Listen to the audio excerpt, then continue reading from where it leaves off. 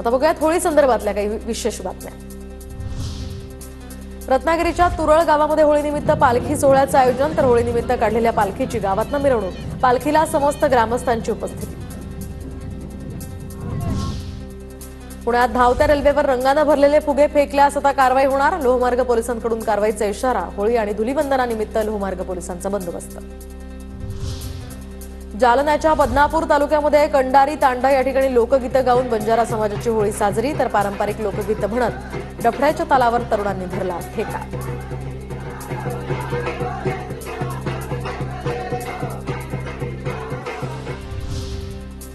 रत्नागिरीच्या गुहागरमध्ये होळी उत्सवाची धूम, तर पारंपरिक पद्धतीने होळी पेटवून ग्रामदैवतेच्या शिमगोत्सवाला सुरुवात। सनई आणि ढोलाच्या तालावर पालखी नाचवण्यात आली। शिर्डीच्या साई मंदिरामध्ये होलिका दहन, साईबाबांना आज होळी निमित्तानं पुरणपोळीचं नैवेद्य, तर होळी निमित्त मंदिराला फुलांची आकर्षक सजावट। साईंच्या मूर्तीला सोन्याच्या दागिन्यांसह साखरेच्या गाठीकड्यांची माळ।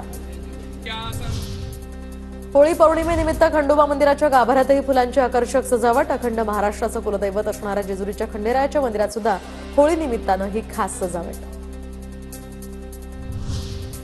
नाशिकच्या सप्तशृंगी गडावरील आदिमायेच्या मंदिर गाभाऱ्यामध्ये द्राक्षांची आरास, तर होळी निमित्तानं साखरेपासून तयार केलेली आभूषणं सुद्धा देवीला चढवली।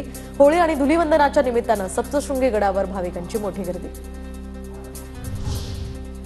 अमरावतीमध्ये 15 फूट उंच होळीचं होणार दहन, तर 200 वर्षांची परंपरा आजही कायम। अंबादेवी मंदिरासमोर एका महिन्यापूर्वीच ही होळी रचली जाते।